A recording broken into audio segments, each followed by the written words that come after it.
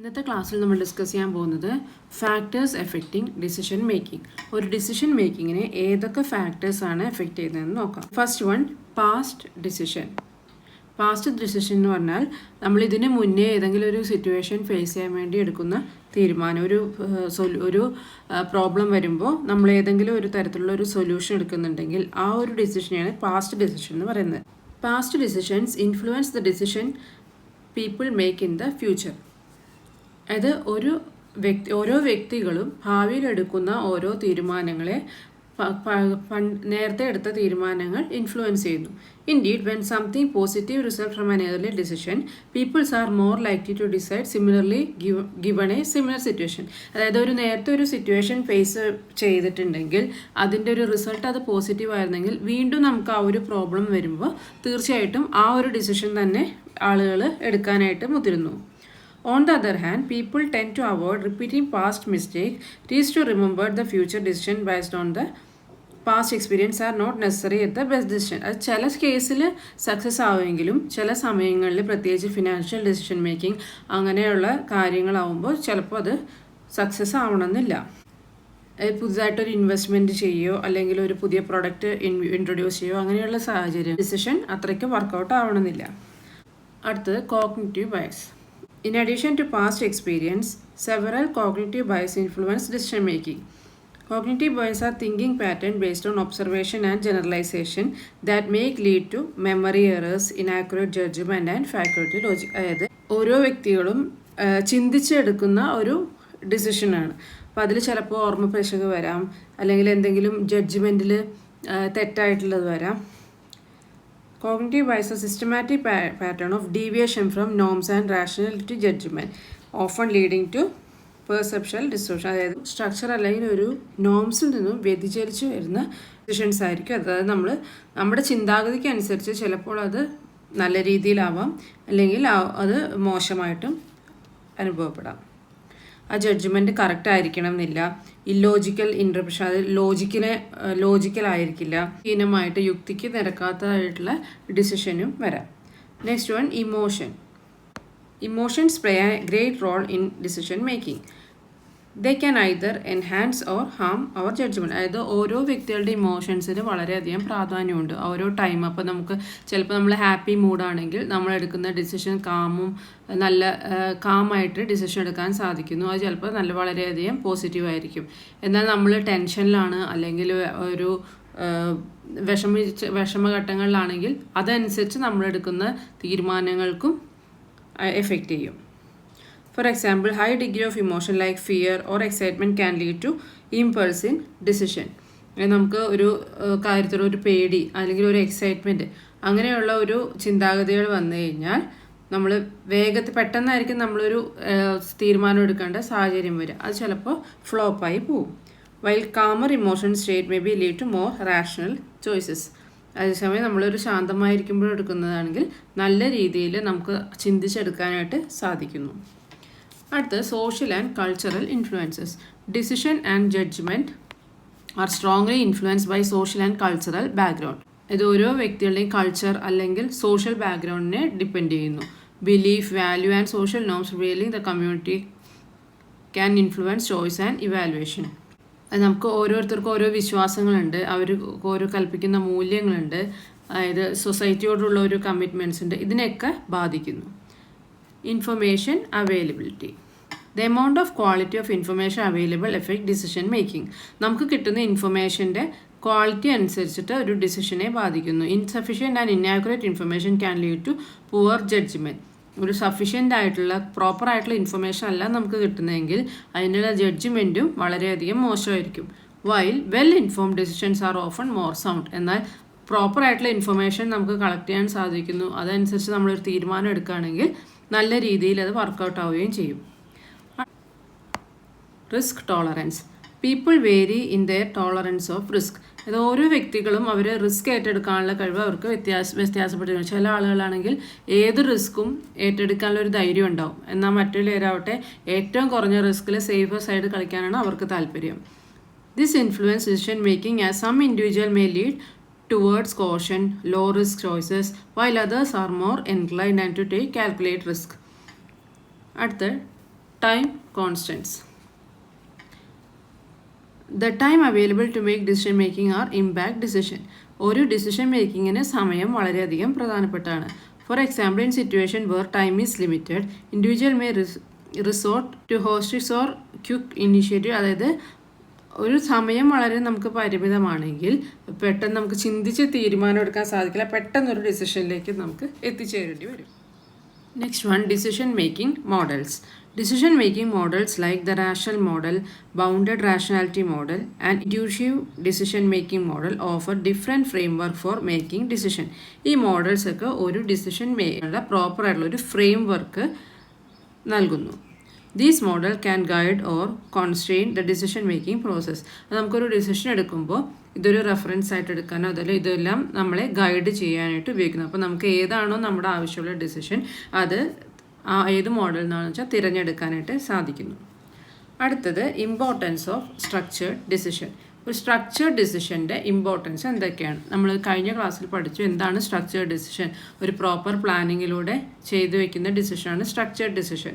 Proper framework ഉണ്ടാകും. അപ്പോൾ അതിൻ്റെ ഇമ്പോർട്ടൻസ് ആണ് എന്തൊക്കെയാണെന്ന് നോക്കാം. In today's complex and rapidly involving world, the ability to make informed and judicious decision is more crucial than ever. ഇന്നത്തെ കാലഘട്ടത്തിൽ വളരെയധികം ഫാസ്റ്റായിട്ട് ലോകം വളർന്നുകൊണ്ടിരിക്കുകയാണ്. അപ്പോൾ പെട്ടെന്ന് നമുക്ക് പ്രോപ്പറായിട്ടുള്ള തീരുമാനം എടുക്കേണ്ടി വരും. അതെല്ലാം വളരെയധികം പ്രധാനപ്പെട്ടതാണ്. Wherever in the area of business, politics or personal life, അതായത് ബിസിനസ് ആയിക്കോട്ടെ, പൊളിറ്റിക്കലായിക്കോട്ടെ, അല്ലെങ്കിൽ നമ്മുടെ പേഴ്സണൽ ലൈഫിലായിക്കോട്ടെ, പ്രോപ്പർ ഡിസിഷൻ നമ്മൾ എടുക്കേണ്ടതായിട്ടുണ്ട്. A well structured decision making process can be the key to success. ഒരു വിജയത്തിൻ്റെ അതായത് ഒരു കീ ടു സക്സസ് എന്താണ്? വെൽ സ്ട്രക്ചേർഡ് ഡിസിഷൻ മേക്കിംഗ് ആണ്. A structured decision making process is a systematic and logical approach to making decision. ഇതൊരു decision എടുക്കാനുള്ള proper ആയിട്ടുള്ള ഒരു സ്ട്രക്ചർ അല്ലെങ്കിൽ സിസ്റ്റമാറ്റിക് ആയിട്ടുള്ള ഒരു മെത്തേഡാണ് സ്ട്രക്ചേർഡ് ഡിസിഷൻ മേക്കിംഗ്. അതിൽ എന്തൊക്കെ ഉണ്ടാവും? ഒരു ക്ലിയർ ഡെഫിനേഷൻ ഉണ്ടാവും. ഒരു പ്രോബ്ലം വന്നാൽ എങ്ങനെ അത് സോൾവ് ചെയ്യണം, അതിനെ എങ്ങനെ നേരിടണം എന്നൊക്കെ ക്ലിയർ ആയിട്ട് ഡിഫൈൻ ചെയ്തിട്ടുണ്ടാവും. അതിൽ പ്രത്യേക ഒരു ഒബ്ജക്റ്റീവ് ഉണ്ടാവും, ഇന്ന ക്രൈറ്റീരിയകൾ കൊടുത്തിട്ടുണ്ടാവും, ഓരോ ഓൾട്ടർനേറ്റീവ്സ് ഉണ്ടാവും, ഓരോ സൊല്യൂഷൻ ഉണ്ടാവും. ഇതെല്ലാം വെൽ ഡിഫൈൻ ആയിട്ട് വെച്ചിട്ടുണ്ടാവും. Structured decision making process important because of the following reasons. ഏതൊക്കെ കാരണങ്ങൾ കൊണ്ടാണ് സ്ട്രക്ചേർഡ് ഡിസിഷൻ മേക്കിംഗ് ഇമ്പോർട്ടൻ്റ് ആണെന്ന് പറയുന്നത്? അതിലൊന്നാമത്തെയാണ് ക്ലാരിറ്റി ആൻഡ് കൺസിസ്റ്റൻസി. ക്ലാരിറ്റി പറഞ്ഞാൽ നല്ല വ്യക്തമായിട്ട് അതിൽ സ്റ്റേറ്റ് ചെയ്ത് വെച്ചിട്ടുണ്ടാവും. The decision making process provide A clear understanding of available options and their implications, reducing confusion and enabling decisive actions. അതായത് പ്രോപ്പറായിട്ടുള്ള ഒരു വ്യക്തമായിട്ടുള്ള ഒരു എന്തൊക്കെ രീതിയിലാണ് അത് നമ്മളത് ചെയ്യേണ്ടത്, ഏതൊക്കെ ഓപ്ഷൻസ് ആണുള്ളത്, അത് ഏതൊക്കെ സിറ്റുവേഷൻ അനുസരിച്ച് അത് ഇംപ്ലിമെൻറ്റ് ചെയ്യണം, അങ്ങനെ ഓരോ രീതിയിലും അത് ക്ലിയർ ആയിട്ട് ഡിഫൈൻ ചെയ്ത് വെച്ചിട്ടുണ്ടാവും. It ensure consistent decision making by following the same step and criteria. അപ്പോൾ ഒരേ ഒരു പ്രോബ്ലം സോൾവ് ചെയ്തു അത് സക്സസ് ആയ അടുത്തൊരു ഇഷ്യൂ വന്നാലും അതേ തന്നെ നമുക്ക് കൺസിസ്റ്റൻ്റ് ആയിട്ട് ഫോളോ ചെയ്യാൻ സാധിക്കുന്നു. നമുക്ക് അതിൽ എറർ റെഡ്യൂസ് ചെയ്യാനും അതുപോലെ പക്ഷപാതമില്ലാതെ എല്ലാവരുടെയും ഒരേപോലെ വർക്കൗട്ട് ചെയ്യാനും സാധിക്കുന്നു. അടുത്തത് efficiency. Decision can be made more quickly through A clear process. ഒരു പ്രോപ്പറായിട്ടുള്ള ഒരു പ്രോസസ്സ് ഉള്ളതുകൊണ്ട് തന്നെ എളുപ്പത്തിൽ നമുക്കൊരു ഡിസിഷൻ എടുക്കാൻ സാധിക്കുന്നു. Following A structured approach, decision making process stream line, evaluating and selecting alternatives, resulting in quicker and more efficient decision making. അതായത് ഒരു സ്ട്രക്ചർ ആയിട്ടുള്ള അപ്രോച്ച് ഫോളോ ചെയ്യുന്നതുകൊണ്ട് ഏത് പ്രശ്നങ്ങൾ വന്നാൽ എന്താണ് നമ്മൾക്ക് പരിഹാരം എന്ന് അവിടെ വ്യക്തമായിട്ട് ഡിഫൈൻ ചെയ്ത് വെച്ചിട്ടുണ്ടാവും. അടുത്തത് accountability. A well-defined decision-making process promotes accountability because responsibility for decision become transparent, leading to increased ownership and commitment. അത് പ്രോപ്പർ ട്രാൻസ്പെറൻ്റ് ആയിരിക്കും. Role and responsibility are clear define. ഇത് ഇന്ന ആളുകൾക്ക് എന്തൊക്കെയാണ് ചെയ്യേണ്ടത്, ഇതിൽ എത്രത്തോളം ആവും, എല്ലാം പ്രോപ്പറായിട്ട് അവിടെ ഡിഫൈൻ ചെയ്ത് വെച്ചിട്ടുണ്ടാവും. Quality of decision. Decisions are based on through analysis resulting in good and quality decision. അതായത് നമ്മൾ എടുക്കുന്ന തീരുമാനങ്ങൾ പ്രോപ്പർ അനാലിസിസിൻ്റെ ഭാഗമായതുകൊണ്ട് അവിടെ ലാഭം സക്സസ് ആവാനുള്ള സാധ്യത കൂടുതലാണ്. Risk management. Risks are well identified and evaluated. The decision-making process involves analyzing potential risks and rewards, helping make informed choices that minimize negative outcome and maximize benefit. പ്രോപ്പറായിട്ട് അനലൈസ് ചെയ്ത് എടുക്കുന്നതുകൊണ്ട് നമുക്ക് മറ്റൊരു decision പരാജയപ്പെടാനുള്ള സാധ്യതകൾ വളരെയധികം കുറവാണ്. ഇവിടെ നെഗറ്റീവായിട്ടുള്ള ഔട്ട്കംസിനെ നമുക്ക് കുറയ്ക്കാൻ സാധിക്കുന്നു, പരമാവധി ബെനിഫിറ്റ് നൽകാൻ സഹായിക്കുന്നു. നമുക്ക് നല്ല ചോയ്സ് സെലക്ട് ചെയ്യാം, അതിനനുസരിച്ച് നമുക്ക് തെറ്റായ തീരുമാനങ്ങളൊക്കെ അവോയ്ഡ് ചെയ്യാം. അടുത്തത് adaptability. The process hello four adjustment in response of changing circumstances. സാഹചര്യങ്ങൾ മാറുന്നതിനനുസരിച്ചിട്ട് നമ്മുടെ തീരുമാനങ്ങൾക്കും മാറ്റം വരുത്താൻ സാധിക്കുന്നു. അടുത്ത continuous improvement. The decision-making process encourages a culture of learning and continuous improvement. Decision makers can draw insights from past choice and feedback to refine their approach, leading to a better decision outcome over time. ഇതൊരു decision മേക്കിങ്ങിലൂടെ പുതിയ പുതിയ പാഠങ്ങൾ അവർക്ക് പഠിക്കാൻ സാധിക്കുകയും എന്തൊക്കെ changes വരുത്തണമെന്ന് പഴയ അനുഭവങ്ങളിൽ നിന്ന് പഠിക്കാൻ സാധിക്കുകയും അങ്ങനെ കൂടുതൽ മെച്ചപ്പെട്ട രീതിയിലാക്കാൻ സാധിക്കുന്നു. Strategic alignment.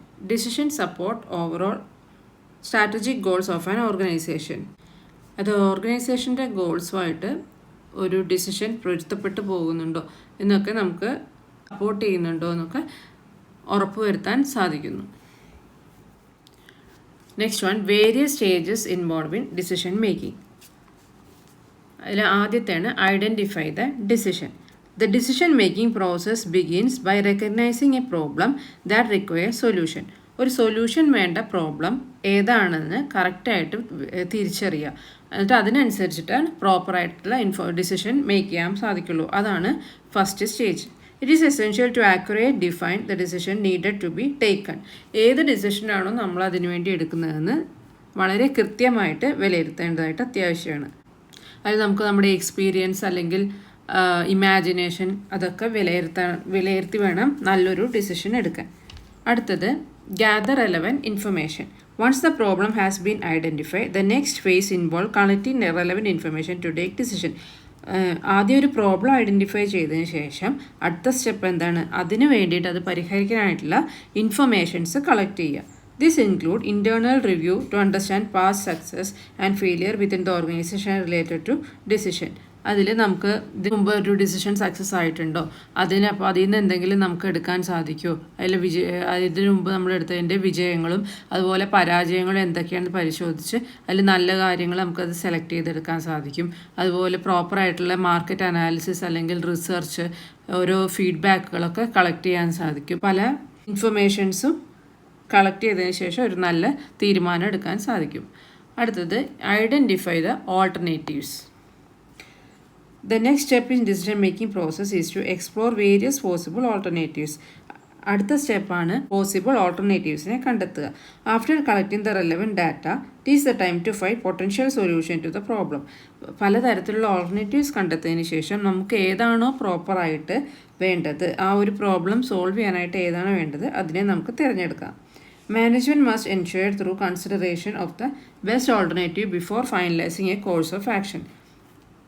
Gathering and analyzing relevant information for this purpose. അതായത് ഏറ്റവും നല്ല അനുയോജ്യമായിട്ടുള്ളൊരു ഓൾട്ടർനേറ്റീവ്സ് ഇതിലൂടെ തിരഞ്ഞെടുക്കാൻ മാനേജ്മെൻറ്റിന് സാധിക്കുന്നു. അടുത്ത evaluating the alternatives. After identify the alternative, the next step is to evaluate them. This process involves measuring the positive and negative consequences of each alternatives, considering the cost and benefit. അതായത് നമ്മൾ കണ്ടെത്തിയ ഓൾട്ടർനേറ്റീവ്സിൻ്റെ ഗുണങ്ങളും ദോഷങ്ങളും അടിസ്ഥാനമായിട്ട് പരിശോധിക്കുക. അതിൻ്റെ ഇതിനു മുന്നത്തെ നമ്മുടെ സക്സസ് അല്ലെങ്കിൽ ഫെയിലിയർ ഏതാണോ, അതിനുള്ള റിസ്ക് എന്തൊക്കെയാണ്, അതിനെടുക്കാനുള്ള സമയം എത്ര വേണം, ഫിനാൻഷ്യലി എത്രയ്ക്കത്തോളം നമുക്കതിന് എക്സ്പെൻസീവാണ്, കോസ്റ്റ് എത്രയാണ്, ഇതെല്ലാം നമുക്ക് പരിഗണിക്കണം. Management should establish evaluation criteria to way the options effectively, considering factors like risk, economy of effort, timing, limitation, resource within the organisation. കാര്യങ്ങളൊക്കെ പ്രോപ്പറായിട്ട് ഇവാലുവേറ്റ് ചെയ്ത് എടുക്കണം. അടുത്തത് making A choice. This stage is ever the actual decision is made. ഈ ഒരു സ്റ്റേജിലാണ് പ്രോപ്പറായിട്ടുള്ള actual ആയിട്ടുള്ള ഒരു ഡിസിഷൻ നമ്മൾ തിരഞ്ഞെടുക്കുന്നത്. After evaluating the alternative the best choice is selected. നമ്മൾ പലതരത്തിലുള്ള ഓൾട്ടർനേറ്റീവ്സിൽ നിന്നും എല്ലാം പരിശോധിച്ച ശേഷം ഒരു നല്ല നമുക്ക് ആപ്റ്റായിട്ടുള്ള ഒരു ചോയ്സ് നമ്മൾ സെലക്ട് ചെയ്യുന്നു. The optimum alternative maximizes result under the given condition. This step is crucial in decision making and sets successful managers apart from unsuccessful ones. Past experience, experimentation, research and analysis contribute to selecting the best alternatives. അതായത് അവരുടെ മുൻകാല അനുഭവങ്ങളും പരീക്ഷണങ്ങളും അവരുടെ തീരുമാനങ്ങളും ഒക്കെ ഈ ഒരു ഡിസിഷൻ എടുക്കാനായിട്ട് അവരെ സഹായിക്കുന്നു. Implementing the decision. After making a decision, implementation process begin with communication and obtaining feedback. അതായത് ആഫ്റ്റർ ഡിസിഷൻ മേക്കിംഗ്, അതായത് ഒരു ഡിസിഷൻ എടുത്തതിന് ശേഷം അത് ഇംപ്ലിമെൻറ്റ് ചെയ്യുക. അത് ചിലപ്പോൾ ചെയ്യുന്നത് വേറെ എംപ്ലോയീസ് ആവാം, ലോവർ ലെവൽ ആവാം. അപ്പോൾ അവരെ അത് വ്യക്തമായിട്ട് കമ്മ്യൂണിക്കേറ്റ് ചെയ്ത് പ്രോപ്പറായിട്ടുള്ള ഒരു ഗൈഡ് ലൈൻസ് അവർ കൊടുക്കുക. Procedures, time frame and necessary resource are establish for implementation. Problem solve ചെയ്യാൻ പ്രൊസീജിയർ എന്തൊക്കെയാണ് കറക്റ്റായിട്ട്, അത് എത്ര സമയം എടുക്കണം, അതിന് എന്തൊക്കെ റിസോഴ്സ് ആവശ്യമാണ്, ഇതെല്ലാം പ്രോപ്പറായിട്ട് എസ്റ്റാബ്ലിഷ് ചെയ്യുന്നു. Proper and effective communication of decisions to the subordinate. അത് സബോർഡിനേറ്റിന് പ്രോപ്പറായിട്ടും എഫക്റ്റീവായിട്ടുള്ള ഒരു കമ്മ്യൂണിക്കേഷൻ വഴി ആ ഡിസിഷൻ എന്തൊക്കെ ചെയ്യണമെന്ന് അവരെ ബോധവൽക്കരിക്കുന്നു. Decision should be communicated in clear. അത് ക്ലിയർ ആയിട്ടും അവർക്ക് മനസ്സിലാവുന്ന രീതിയിലും അവരോട് പറഞ്ഞ് മനസ്സിലാക്കുന്നു. Acceptance of decision by the subordinate is important.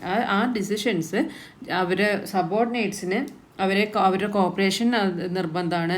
അവർ സ്മൂത്തായിട്ട് അത് ഇംപ്ലിമെൻറ്റ് ചെയ്യാൻ അവരുടെയും കൂടി സഹകരണം ആവശ്യമാണ്. Correct timing of execution of decision minimizes the resistance to change. Almost every decision introduces a change and people are hesitant to accept a change. Implementation of the decision at the proper time play an important role in the execution of the decision. അത് ആ എടുത്ത തീരുമാനങ്ങൾ ശരിയായ സമയത്ത് തന്നെ അത് നടപ്പിലാക്കണം. ഓരോ സമയത്തെയും decision എടുക്കുന്നതും വ്യത്യസ്തപ്പെട്ടുകൊണ്ടിരിക്കുന്നു. അപ്പോൾ ആളുകൾക്ക് ആ മാറ്റം അംഗീകരിക്കാൻ ഒരു പ്രയാസം ഉണ്ടാവും. അപ്പോൾ നമ്മൾ പ്രോപ്പർ ടൈമിൽ നമ്മൾ ആ ഡിസിഷൻ എടുക്കേണ്ടതായിട്ടുണ്ട്. അടുത്തത് ഇവാലുവേറ്റിംഗ് ദ ഔട്ട്കം.